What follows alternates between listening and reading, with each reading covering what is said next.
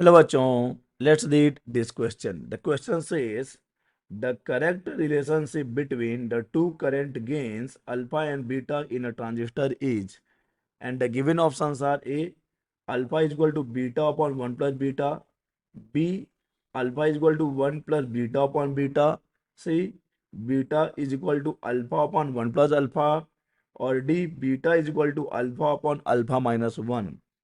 तो आइए सबसे पहले बात कर लेते हैं की कंसेप्ट की. Key concept, and the key concept for this question is relation between relation between current gains,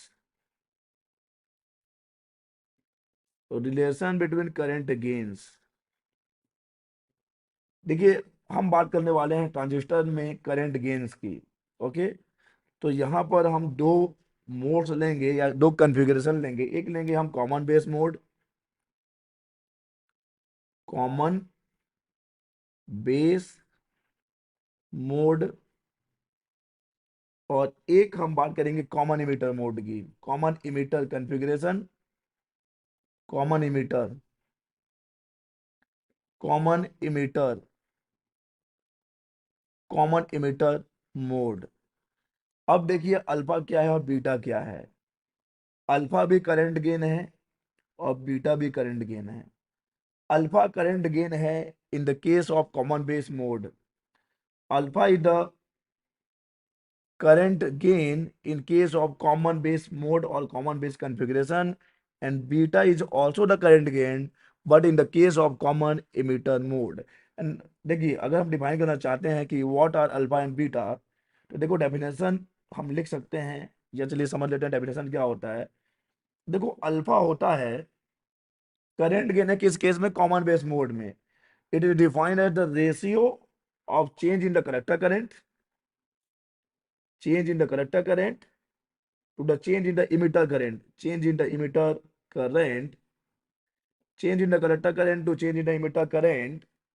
okay, और जब हम क्या कांस्टेंट रखेंगे, जब हम कलेक्टर और बेस वोल्टेज को कांस्टेंट रखते हैं. ठीक है.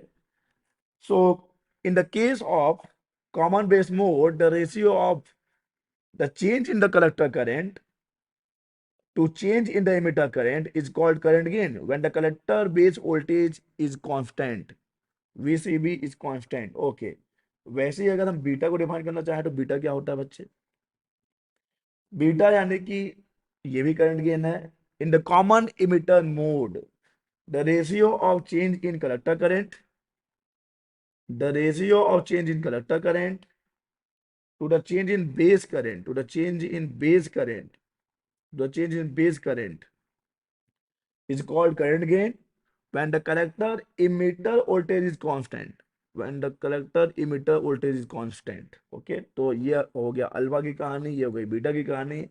और अब हम जानते हैं दोनों के बीच में रिलेशन क्या होता है.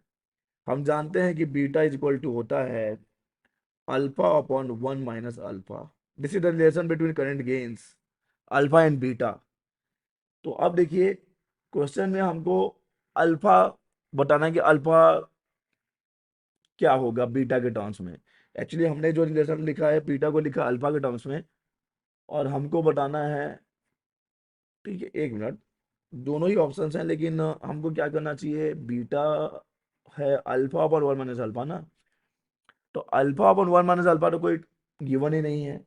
तो हम क्या करेंगे, इसको थोड़ा सा सॉल्व कर लेते हैं, मतलब अल्फा के टर्म्स में भी इसको ले आएंगे. इसको मेरा इंटू कर देंगे, तो इंटू करने पे देख लीजिए क्या हो जाएगा. इंटू करने पे हो जाएगा बीटा माइनस बीटा अल्फा, और ये हो जाएगा अल्फा. ओके, तो यहां से हमको मिल जाएगा बीटा इज इक्वल टू, अब इधर जाके हो जाएगा बीटा अल्फा प्लस अल्फा तो पहले से है, तो अब यहाँ से हम लोग अल्फा कॉमन निकाल देते हैं, तो हमको मिल जाएगा देखो beta is equal to alpha और 1 प्लस बीटा या बीटा प्लस 1.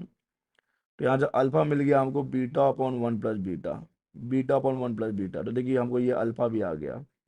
अब देख लीजिए कौन सा ऑप्शन मैच हो रहा है. हम देख लें ये तो कहीं है ही नहीं ऑप्शन में, तो alpha is equal to beta upon one plus beta है क्या?